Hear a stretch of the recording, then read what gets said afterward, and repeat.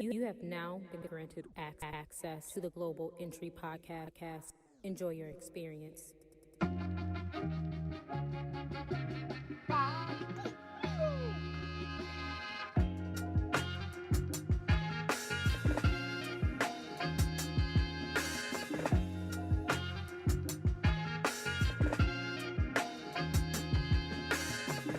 Jason Campbell, here with my boy Dieter Cantu.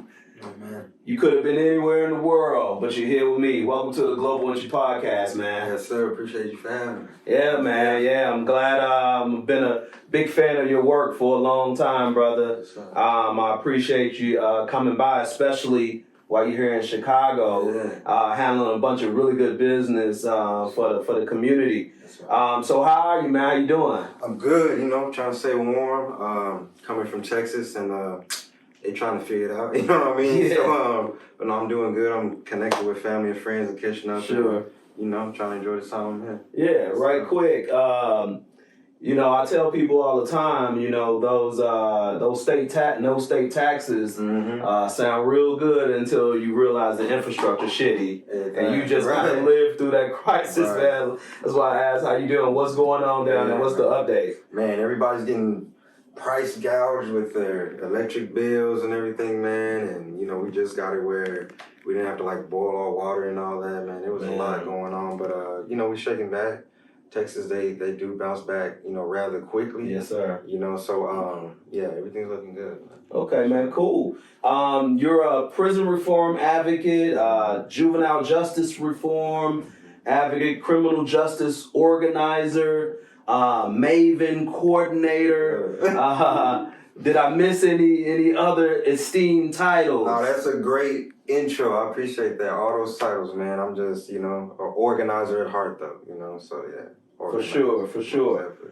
Absolutely, man. So, for those who don't know, you have a pretty amazing story, which kind of led you to this calling, if you will. I won't even call it a career. So, kind of for those people who don't know who you are, tell us a little bit about your story. Yeah, for sure. So, all my family's from Chicago, Illinois. From 63rd and Carpenter to 112th and Vernon. My mother's from the north side. I went to a private school, everything. My mother had something called meningitis. So she had spinal meningitis. My father had it as well. And he passed away from it. And then we filed bankruptcy and, life got real. We went broke. What goes with that. My mother had both versions of meningitis. She had the bacteria and the virus. Wow. And so, she got addicted to opioids and a few other things.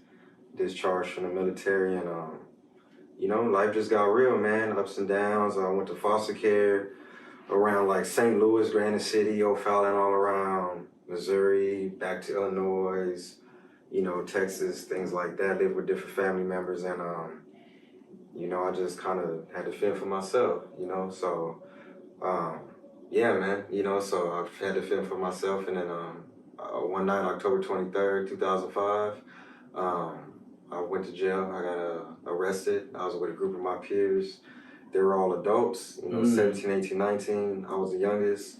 And, I was in the backseat of a vehicle. My friend pulled a weapon on somebody. And, it was probably 60 seconds. Wow. And so all he got was a cell phone and a pack of cigarettes, man. We drove down the street. Cops slammed us, talked to us crazy. Wow. And then me living that life, just sticking to the code or whatever, they told me 25 to 40, or, I get 10, or I can, write a statement, whatever, I refuse all that. And my friend that was in the front of the car wrote a statement, so a bunch of stuff that he put in there saying it was premeditated and all this. And so I signed for 10 years. And my three peers, every one of them went home, even the individual with the gun. Wow. Since I sat down, so they kind of flipped the story, they bonded out. There's no bail system for juveniles, you know what I mean? So from October 05 to 2009, from the streets to jail, I just never Wow. home. And that was my first arrest Offense and everything. And this was in Texas? It was in Texas, Cowboys. Wow, yeah, that's crazy, man. So take me back to just kind of your mindset. There's always a this code and this fine line that we walk. I was watching an interview with Pharrell and Nori on Drink Champs, and he was like, "Look, don't do crimes around me because I'm snitching. Right. I'm telling." Right. You know, so what is your perspective on that quote unquote code? Because I've seen, we were just talking about some of the big dogs, gangster wise, in Chicago, some of the big gang heads in Chicago, and I kind of seen them go against that code and tell on everybody so they get lesser time. So I don't know if the code is really real.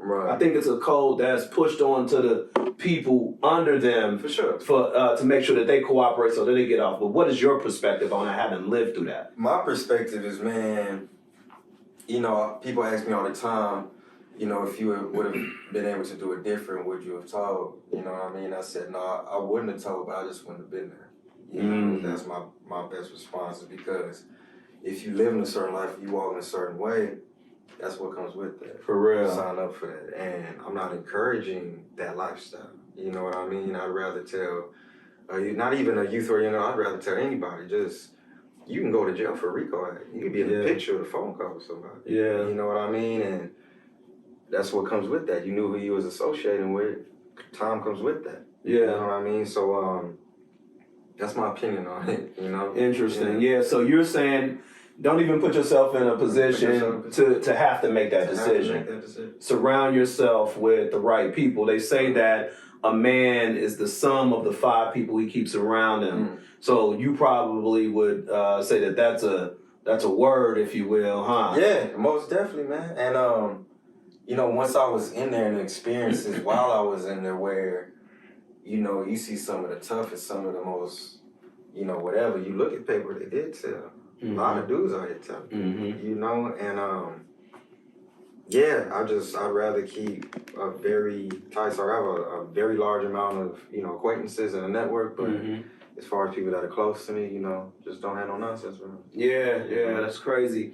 How did you go into this situation and come out with such just positive energy, bro? Like what kept your mind frame in the right place where you were going through that whole ordeal, especially knowing that you really had nothing to do with it other than being in the wrong place at the wrong time? Man, I've never told anybody that, man. So what happened is, when I went to orientation and they shipped me like 8 hours away from home, and I went to another facility, there was a caseworker that was like fresh out of college, PV by the way. And you know, she used to give me like free phone calls and stuff like that. You know, she was cool. She was kind of close to my age. And she let me see my file one time. And she was like, I'm not supposed to let you see your file or whatever. I was trying to look at my progress, and I saw all these charges. It was like Grand Theft Auto and, you know, whatever, theft and this and that. And I said, why is that in there?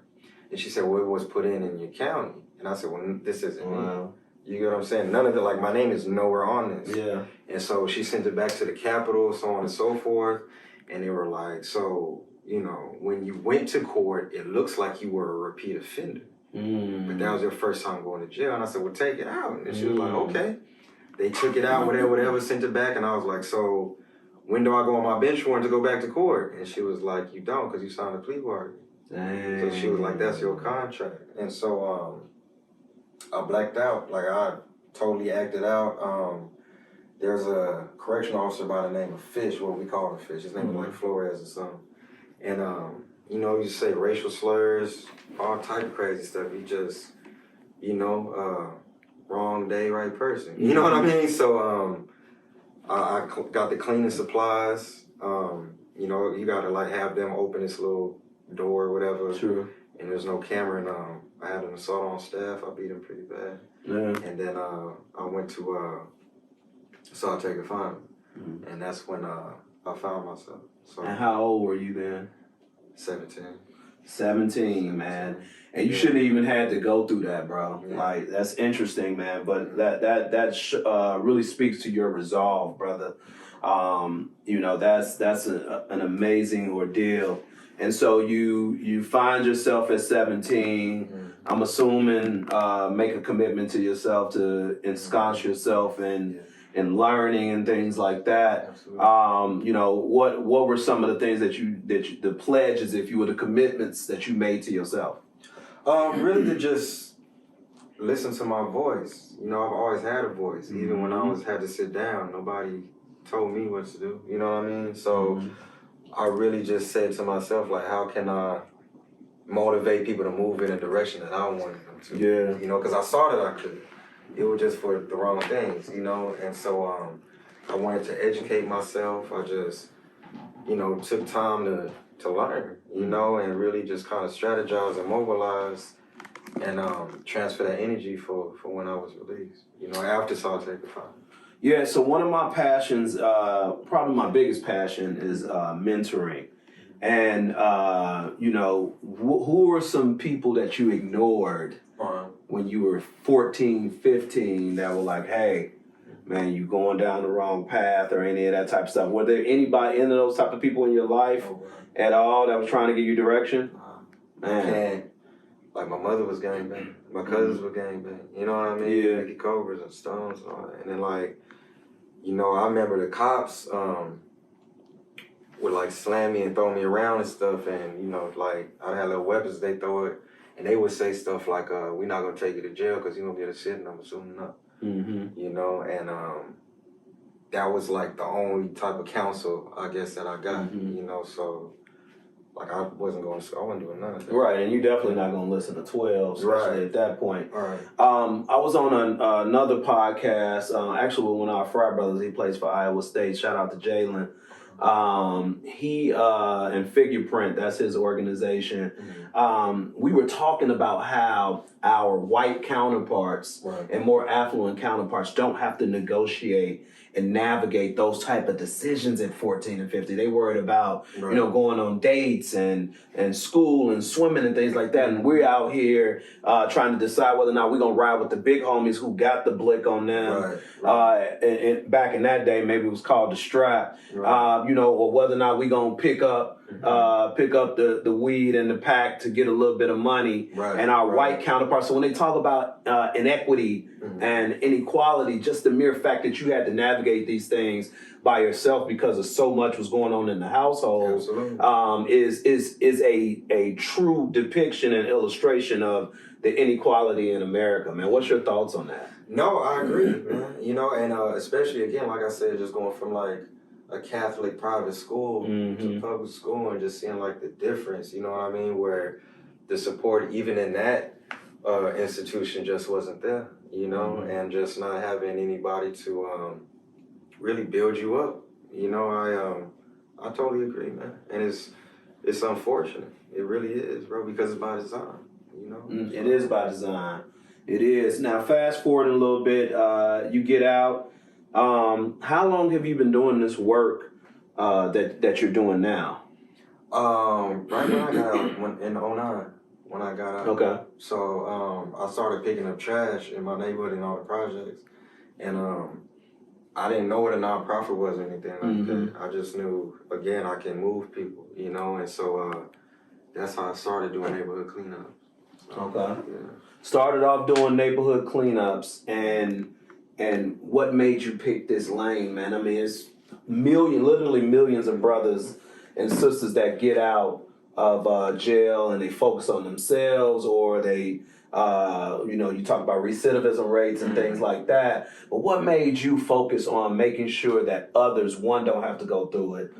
The ones that are going through it, here are some resources to focus your mind. And then also reforming the whole entire system. Like, what drew you to that? What made you, you know, I said it was your calling, but go a little bit in depth on kind of that whole kind of discovery process. I mean, really the pain, you know, just really the pain that, you know, hurt people, you know, and I was very hurt, and that's all I wanted to do. That's jewelry right there, man. That's all I wanted to do, man. And so, you know, again, once I was, man, they drop the temperature, they throw your food on the floor and start taking from, they do all a bunch of stuff, man. And you know, I was just sitting there in my boxes, like after 3 months, you know, I was just like, man, I can't. Everybody in this jail is black and brown, like it's Latino, African American, bro. And I was just really like, it was just anger. I just channeled it. You know, it was pain, you know, and I wanted to make sure nobody else went through that. So once I got out, I went to culinary arts school, you know, but because I was cooking in jail for like 50 cents an hour. I thought that's all I could be. And so I remember just peeling potatoes, like 500 potatoes, bro, like in the bottom of it was horrible. And I was just like, man, just take a leap of faith and just do it, pursue it, you know. And so I pursued juvenile justice reform, criminal justice reform. Okay. Now let's take a step back. So can you burn still? You can still cook? Oh yeah, I go crazy. Yeah. Oh, actually, I did see a couple of your. What's your favorite go-to meal? Mine's is lamb chops, risotto, and like a sauteed spinach. Just what's your go-to meal, bro? Probably like a foie gras, hollandaise sauce, a little something. Okay, I see you. I see you, man. You mentioned you were in prison and there were nothing but brown and black people. Black people make up about 13% of U.S. Citizens, and Mexicans are, Latinx are about roughly almost 20% or so. But black people, in particular black males, make up the largest amount of in the prison system. You saw that firsthand, like, but what does that mean to you, bro? I mean, I just see that, you know, a lot of laws are directed towards us. You know what I mean? You know, like, we're not stopping cocaine we don't own no planes or no boats. We're not stopping cocaine from coming in, but we keep patrolling, you know, the same neighborhoods because we know somebody gonna sell crack, he gonna get out and sell crack and get out and sell crack. You know what I mean? And it's easy to arrest him. You know, there's a lot of things where I saw somewhere like a tablespoon or a teaspoon of crack is the same with like a loaf of bread of cocaine, like for the same time, like 101 ratio. You know, it's just a lot of things where, and servitude as well, you know, it's slavery, man. I did a little labor and I looked around like, yo, it's just like, you know, it's a big white guy with a shotgun on a horse, man. It is. Like, this is slavery, you know? And so, yeah, man, a lot of things are, again, by design created us to fail. The barriers are in place for us to stay in and out the system, man. So. Yeah. Now, you touched on something that I want to bring up because recently President Biden just put a ban of some sort on private prisons. A lot of people don't know that there are some privately owned prisons, which is ridiculous. That people can profit off of one, free labor, but also you being incarcerated. Talk to me a little bit about kind of what that means, but also the accountability that needs to continue to be pressed upon the new administration to ensure that not only are there no more private prisons, but that the private prisons are shut down. As an advocate, talk to me about that. Right. Well, I believe in criminal justice reform, but also believe in abolishment. You know what I mean? And so we're privately owned prisons, even like, you know, there's a product called like Sheffield and Bob Barker and, you know, Michael Jordan, not the basketball, a lot of people think Michael Jordan basketball player, but that, you know, they negotiate their contracts, man. And if you send me your offenders and my product and I mass manufacture, and it's a lot of trickery and wicked stuff going on. Absolutely. You know what I mean? Amongst their peers. It's systematic. It's a game. It's right. And it's and I also, you know, with Biden, of course, you know, I voted, but with whoever's in office, like, hold people accountable. Just because they're in there and they're doing good things, we need a black agenda. Yes. And they need to follow that black agenda. You get what I'm saying? And as far as privately owned prison, we know, you know, Kamala Harris and, you know, prosecutors and things like that. You know, we gotta, you know, challenge people to do things differently and think differently, you know. All skin folk ain't your kinfolk sometimes. That's real. That's some more jury there. Right. So in the last couple of years or so, you created a youth books to youth program. Can you talk to me a little bit about that program as well?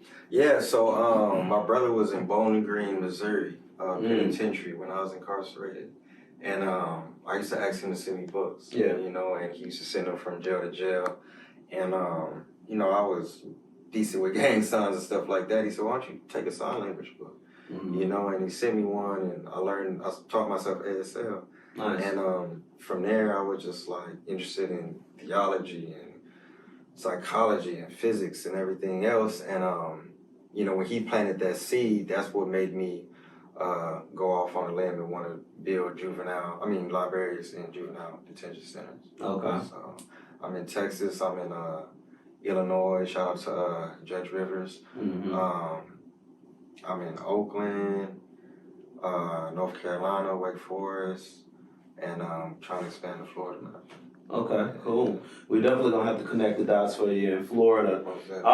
You know, so why are these things important? The program involves mentorship, involves pen pals and things like that. But why are those tenets important to juvenile offenders, but just offenders in general, to have those type of resources where resources are minimal in a incarcerated environment? Yeah, I mean, I think a lot of times we focus on the school to prison pipeline and preventing youth from getting incarcerated, which is ideal. But also kids that are incarcerated, we need to formulate a plan with them while they're there and catch them on their way out and stay on top of them. You know, and I wish somebody would have done that for me. Sure. You know, and so the books that we give them, it's not Harry Potter, it's not Dr. Seuss, you know, like the outdated books. It's like Soul on Ice, you know, it's Measure to the Black Man, it's Eldridge Cleaver. You know what I mean? It's real substance, so you can be like, oh, I see a superhero within myself. You know, I see strength within myself from reading this. You know, he was incarcerated too. Malcolm X was, you know, incarcerated too. You know, and GD, prep test, LSAT, you know, whatever. You know, we really give individuals real substance in these books, help them create a plan, communicate with them until they're released, and then connect them. Nice, man. That's so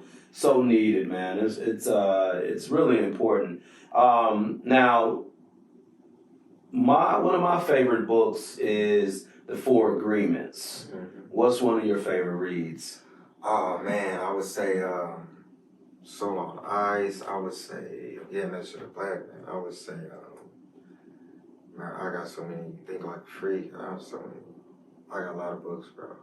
So right, I got a lot. I always tell the young people, you know, I'm not one of those guys that's like, man, I love reading, but I've read hundreds of books because it's essential to getting the information that's in it. Right. You know, so would you kind of echo that same sentiment, or are you one of the guys that kind of love reading? I love reading. I love reading. Like I gotta put my face in the book. I think the book when I was in there was I forgot what it's called, like Behold a Rider on a Pale Horse. Pale Horse. I got it in there. I got it in my library. That made me be like, what? And so, you know, I'm not a real big TV watcher and stuff like that, man. So, yeah, I've just been fell in love with books, man. Okay, cool. Now, I'm going to put you on the spot here. So, this amazing journey, when is your book coming out?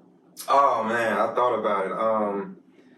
I'm not sure. I thought about doing like a memoir, like my letters and stuff when I was incarcerated, and like show the realities, you know, because I've saved like all my kites and all that. I thought about that, but like my story, I don't know. I haven't let's talk about that offline. We got to figure out how to really amplify that and monetize it. Right. So yeah, we're gonna connect on that. So you get out, you start and being involved in the community. You chart this path on prison reform and being an advocate for juvenile justice reform and things of that nature. And what makes you go back to school?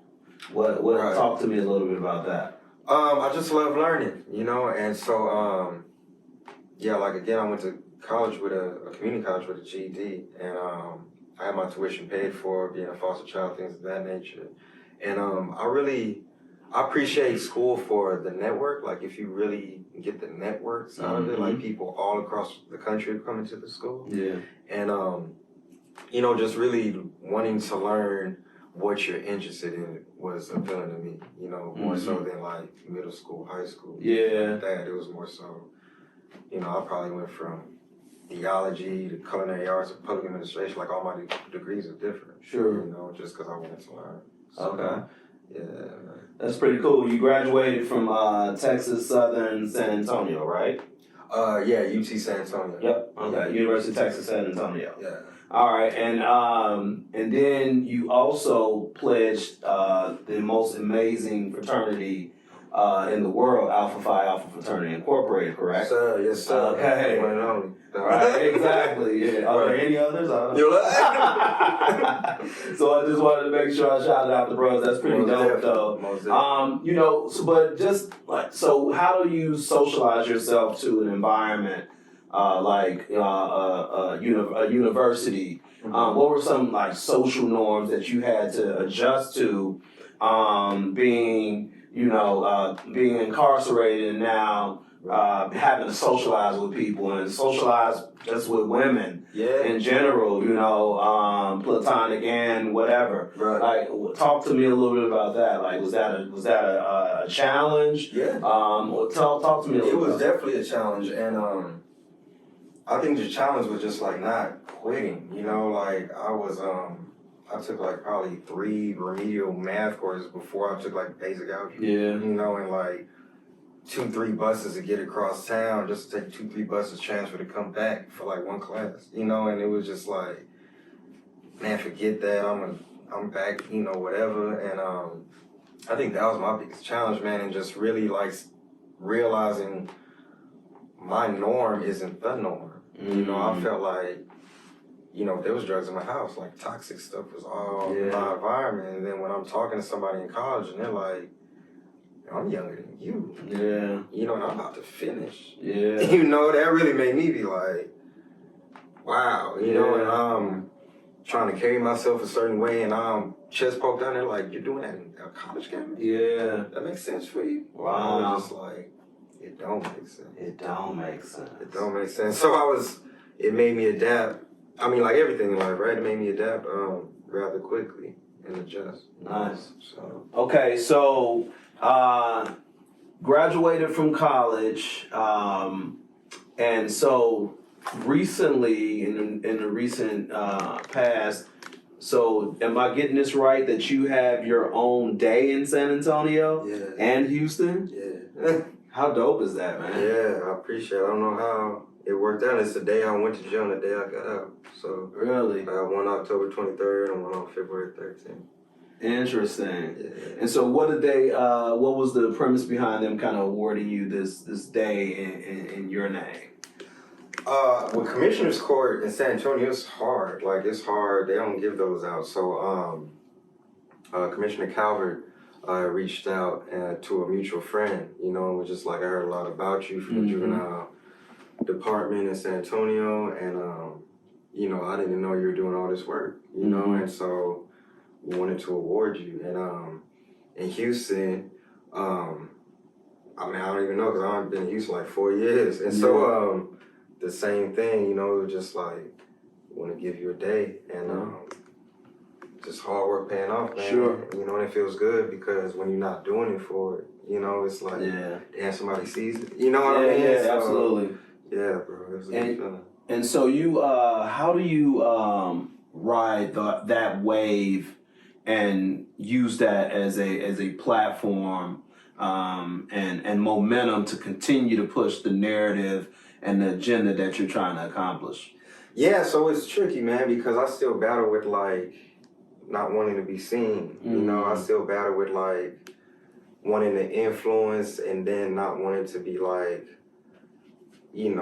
an influencer. Influencer, you know what I mean? Like, I kind of... I feel the same way, bro. Right, so it gets hard sometimes, but it's needed because people need to hear your story and be influenced by it and to tap into your resources. Absolutely.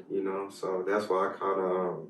I lean into it, every time my day comes around, I try to do a big give back, but, I do it more so to be like, I have resources that I want you to tap into. And that's my advice, bro. Just embrace it and lean into it. people gonna say things regardless, you know. Right. So my boy Brandon Allen actually just sent me a meme which is apropos to what we're talking about. It said, "Don't believe all the hype, right? Because you're not that good, Right. and don't believe all the cynicism because you're not that bad." Mm-hmm. And it's gonna come with what we're doing and the type of work that both of us are doing in the community, no matter what. Right. But lean into it. But I felt the same way for a long time. I was just doing all this mentorship and working in the community and giving back and scholarships and things like that, and I would never post it or talk about it. Yeah. And then somebody actually challenged me like, it seems like all you do is party. And I was like, excuse me? Right. You know what I'm saying? Right. Like, do you understand what I do? And I was like, oh, okay. I have to, promote myself, but not only to let people know what I'm doing, but to motivate others. And I get a lot of DMs, man, hundreds of DMs saying, bro, man, you motivated me to get active in the community. And so I think that's probably, matter of fact, I know that's the same thing for you, bro. So put it out there, lean into it. But it definitely, I tell people all the time, I would love to just post once a year, man. Right. Go to the Caribbean and not deal with it. But, it actually serves a good point and a good purpose. And speaking of momentum and things of that nature, you did a TED Talk, bro. So one, how was that experience? Really standing in front of all those people and communicating your story, something that was, you endured and persevered, but it was super traumatic for you. And two, why was the subject matter so important to talk to that audience? Well, particularly for that audience, they, people that didn't look like me, and they needed to understand, the realities of their privilege, so that's why that school in particular. The experience was, it was interesting. It was right after I had to get rescued in Hurricane Harvey, all type of stuff. Oh, man. So I didn't even really memorize that speech, Okay. And it was a different feeling because usually, I got a PowerPoint or something and that light hits, you can't see anybody, but there's 300 people out there and you just gotta talk, and you just gotta go. So I have another one in Atlanta coming up. So nice. It was definitely interesting. It was different. So. Yeah, well, definitely let us know when that's coming up so we can support you. I'm a strong advocate of legalizing cannabis nationwide and federally. More importantly, it's been very unnerving to see weed and cannabis be illegal for so long and lock black and brown people up, and then now all of a sudden it's legal and white people are making billions of dollars off of the legalization of it. So one, where do you stand from a perspective of making sure that the prison reform is also not only adjudicating some of those cases for weed and other drugs, but also making sure that they compensate them with companies and businesses. Because here in Chicago and Illinois, I'm working with a lot of, legacy dispensaries and things like that, and helping them get their paperwork together so that they can be legalized. But it's really important to understand how the legalization of cannabis fits into the reform aspect, but also moving forward into just compensating them. So what do you fall on all of that? Yeah, and accessibility, as well. And shout out to eOrg Chicago. They're doing a lot of work around that as well. Yep. But no, I definitely agree. Not only release the individuals who have been serving time for these charges that, it's literally a legal estate away, you know what I mean? But to compensate them restitution, Absolutely. What I mean? People are taken away from their families for something that you can get pulled over with now, the same amount of marijuana. You get what I'm saying? To just have weed in Houston, it's you get a citation now. You get a ticket. You got to take a class, And just to think people in, Louisiana with 3 strikes and all that, just for having drugs over and over and over, not for ridiculously large amounts of marijuana. There needs to be some real change, but it needs to have people who have been directly impacted at the table. You know, there's too many times we make decisions and it's like nobody from these walks of life are at the table creating policy or any kind of systemic change, you know what I mean? So those closest to the problem are closest to the solution, you know? So, you know, let them out, conversate, but also put them in a position. Correct. So moving forward, yes, they can advocate for others with real influence. You know? So real economic influence. Which is key. Right. Bro, like you've righted the ship. You've done something that a lot of people aren't able to do. Who do you draw your inspiration from? And my inspiration, Huey P. Newton. I mean, just people that I find interesting, Pharrell in certain regards. You know, Huey P. Newton. Like New Age, Old Age. You know, Larry Hoover for sure. You know, just what his enlightenment and how he transferred his way of thinking, and you know what comes with that. You know, so you know, just people who are genuinely their organic self, you know, and can still lead and step outside of their comfort zone, or, you know, just in different realms. Like Nipsey, like anybody else, you know, Nipsey didn't have a suit and tie on every day. Yeah. You know, he was still like, hey, I'm in a gang. Yeah. But save the shorties. I mean, save the kids. You know what I mean? Own your block, you know? Like, start investing. You know, people that are naturally themselves, but can, you know, step into enlightenment and start doing things differently. People I look up to. Okay. Now, something popular that's kind of going around the part of the culture is the versus battle. You know, so I want to throw this out to you. Which two artists or activists would you put against each other in a versus battle? Would it be Martin and Malcolm? Would it be, you know, James Baldwin and Nikki Giovanni? You know, who would be in your versus battles of activists and, you know, laureates, if you will? Man,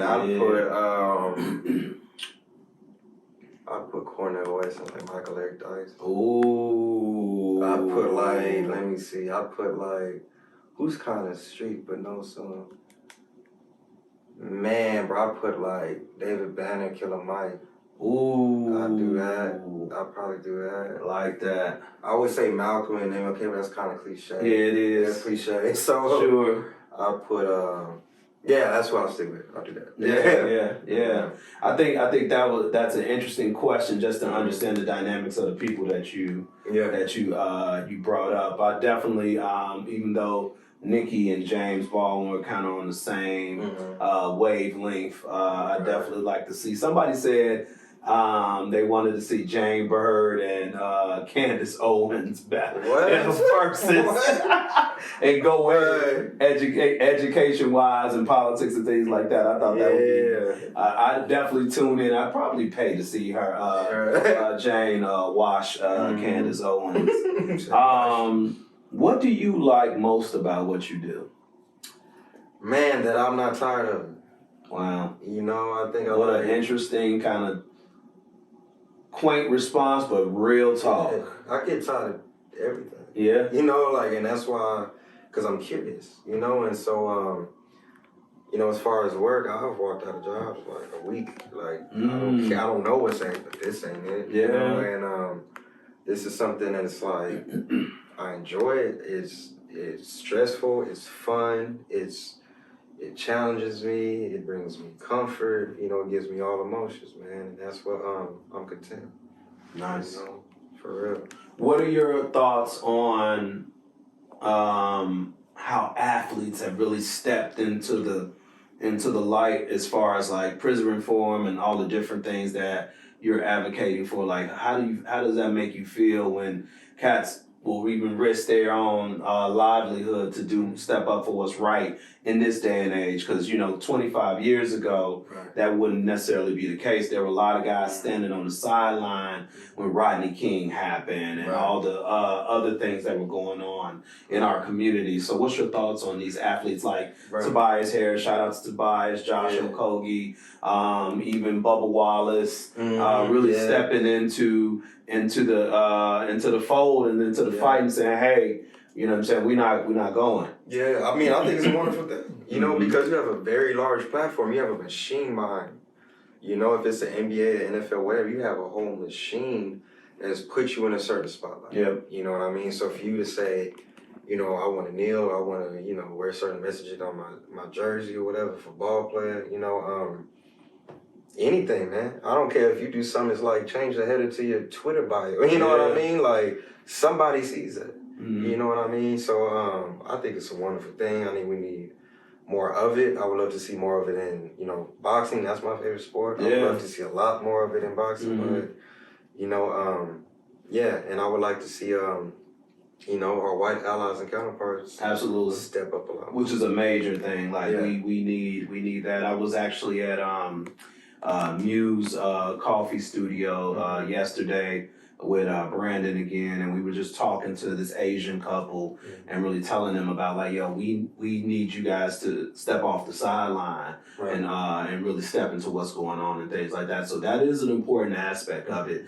You know, but switching gears a little bit, what have you learned most about yourself on this journey?